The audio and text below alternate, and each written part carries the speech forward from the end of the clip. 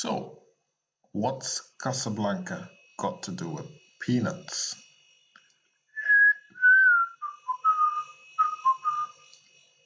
The answer? November 26th. Still perplexed? Keep watching. Hello and welcome to my channel. My name is Sojourner Truth. If you're a subscriber, thanks for your support. If you're a returning visitor, I appreciate you dropping by once again. Why not subscribe so that you receive updates of my video uploads?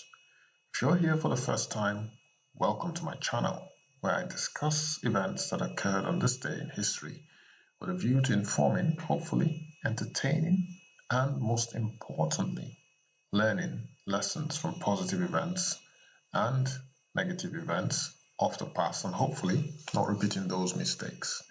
Because as the saying goes, history tends to repeat itself. So guys, boys and girls, ladies and gentlemen, let's get cracking as we reveal important events as recorded on this day in history. First, we shall start with the year 1857 as we roll back our blind. So, 175 years ago roughly, this was how history unfolded. This man, Ferdinand de Saussure, was born. He was a Swiss linguist, semiotician, and philosopher. His ideas laid a foundation for many significant developments in both linguistics and semiotics in the 20th century. So this is Ferdinand de Saussure, Swiss linguist, semiotician, and philosopher, who was born on this day in 1857. So I'll end his own segment with a quote right here in front of me. So there's a picture of Ferdinand de Saussure with his name at the bottom, and there's a quote at the top which says, "I'm almost never serious, and I'm always too serious. Too deep, too shallow, too sensitive, too cold-hearted.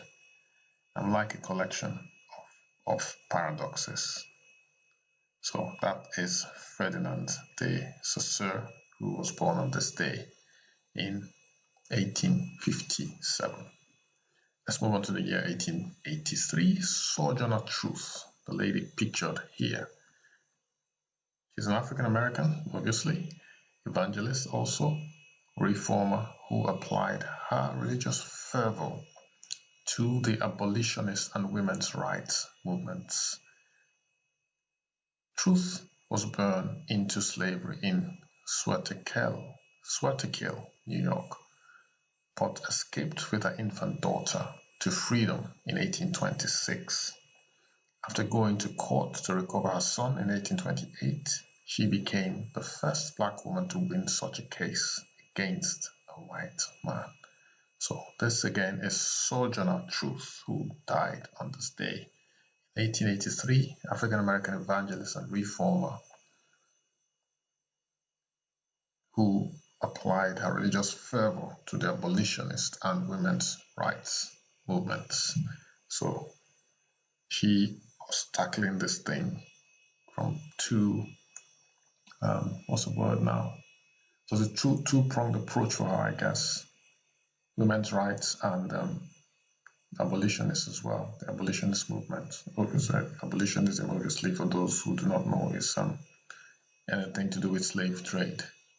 So she wanted slavery to be abolished, and at the same time she was fighting for women's rights. So that was a brave woman. Okay, so let's now move on to the year 1895. The National Negro Medical Association, more commonly known as the National Medical Association, was founded on this day.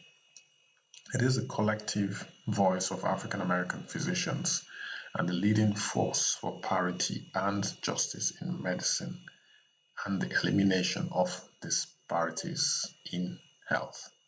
So it's officially the National Medical Association. Now, I want to say something about this, which kind of ties into my ethos, if you like, my history channel. Now, some people in some quarters may think, why not call it the history of Black people, or African American history, or African and African American history. Now, when I came across this name, the National Medical Association, and found out that it was catering mainly to African Americans, I found it quite interesting because, it goes in line with my thoughts when I set up this channel. I didn't want it just to be about Black history because I'm Black. I wanted it to have an all-encompassing name to involve everyone. But at the same time, I also felt then, I still feel now, that Black people, African American people, Asians, Aborigines, American Indians, these races are usually, in most cases, underrepresented when it comes to history, the history of our world. The Chinese, failed to mention, don't just want to mention Asia as a whole, Arabs as well, and so on and so forth. I mean, if I've missed out on mentioning your race, do forgive me. But I think mention these races, apart from the white race, would account for well over 90% of the Earth's population. So back to the reason why I didn't say this is Black history or African American history. We all are part of the human race, and so we should present our history as the human race. That's my belief.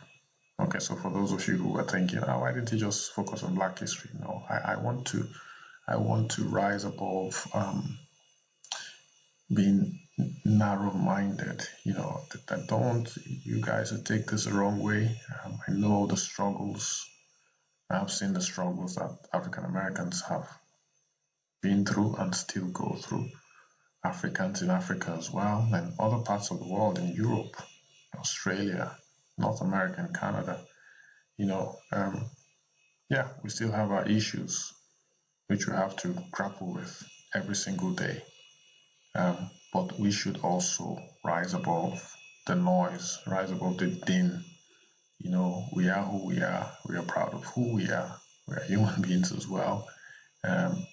No one has any special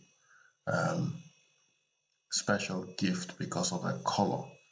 And it goes also with the way we think about ourselves. We shouldn't think that we are better than others as well, just because we've had a history of being looked down upon. Just like the women are fighting for for equality. You don't want to go to the other extreme of feminism where the women think that they are now better than the men. So basically, it's about balance. It's about balance. Chimamanda Ngozi Adichie puts it eloquently. She has a video on YouTube where she talks about feminism. I think she has a book which says, should we all be feminists? So go check out the video if you haven't got time to read the book or buy or read the book. But yeah, so we don't want to go from one extreme to the other. We want to have a balanced view of ourselves, of our abilities as well, as human beings first, and then as a race. So guys, let's now move on. Pardon my long talk on this issue, but I felt strongly that it needed to be said at some point, and the opportunity has presented itself today. Okay, so this National Medical Association was started by 12 African American physicians, and I'm going to show you a picture of these guys now. So these are the guys who started the National Medical Association. Now the NMA is a 501c3 national professional scientific organization representing the interests of more than 50,000 African American physicians and the patients that they serve. Okay, so let's move on to the year 1922. Charles Schulz, born on this day. That's him pictured here, and his probably most popular character. I think that's Snoopy, if my memory serves me right. It's been ages, so I think that is Snoopy, the dog. Anyway, so again, that's Charles Schulz, born on this day, 1922, in Minneapolis, Minnesota, USA. He died February 12, 2000 in Santa Rosa, California. American cartoonist, obviously, who created Peanuts. So hence the clue at the beginning. If you remember, I did mention what did I say at the beginning? What Casablanca got to do with Peanuts. So you got one of the clues. So this is Peanuts, which is a cartoon strip that he created. Charles Schulz created. Okay. It's one of the most successful American comic strips of the mid-20th century. Okie dokie. So this is Peanuts, Charles Schulz's popular comic strip. Again, Charles Schulz was born on this day in 1922. He died on the 12th of February 2000 in Santa Rosa, California. 2 years later,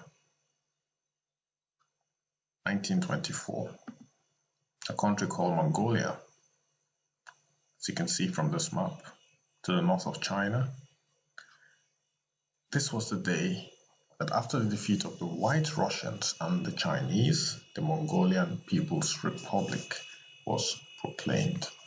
So the White Russians, so Russia is actually to the north of Mongolia. So where you see that the name Asia, that's actually most of that territory is Russia.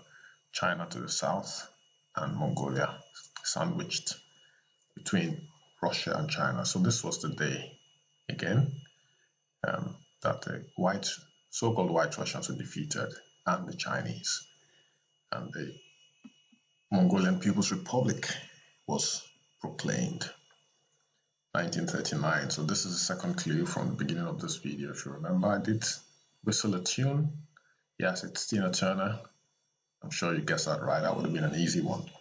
American singer Tina Turner, who found success in the rhythm and blues, soul, and rock genres, was born. So happy birthday, Tina Turner. She says in this quote here, "The future belongs to those who believe in the beauty of their own dreams." That is absolutely correct. I totally agree with Tina Turner. Sometimes you have dreams, you have goals, you have ambitions, and you tell those dreams to some people and they do not support your dream because they think you're dreaming too big. They think you can't do it. But you know deep down, you have that gut feeling, that if you work hard, if you persist, if you don't give up, you know that you're going to achieve your dreams. So yes, don't let anyone discourage you from pursuing your dreams. You and only you can fulfill those dreams. Okay? No one else is gonna stop you or help you more than you can help yourself, really. That's the truth of the matter. Okay, let's now move on to the next important event of this day. Casablanca had its premiere. So this is Casablanca. It was set in occupied Morocco, obviously, during World War II. By the way, Casablanca is in Morocco, the city of Casablanca. It's directed by Michael Curtiz and starring Humphrey Bogart and Ingrid Bergman, also Paul Henreid. It became one of Hollywood's most revered films. So again, This is Casablanca, a film which I've seen a few times, with my significant order years ago. Yes, so Casablanca, starring Humphrey Bogart, Ingrid Bergman, and Paul Enright. 1982, on this day. This is self-explanatory. Yasuhiro Nakasone dies on this day. Leader of the Liberal Democratic Party, he was elected Prime Minister of Japan, replacing Suzuki Senko. So, sorry, this was the day that he was elected Prime Minister of Japan, but he did die. From here, you can see that he did die in 2018. Okay, let's move on now to the last event on this day, which is quite sad as well. Terrorist attacks in India. Several locations. The Taj Mahal, I think this is where most casualties were recorded. So 10 gunmen who were believed to be connected to Lashkar-e-Taiba, a Pakistan-based terrorist organization, launched a series of coordinated attacks in Mumbai, popularly known as Bombay, or formerly known as Bombay. The siege ended 3 days later with at least 174 people killed. Wow.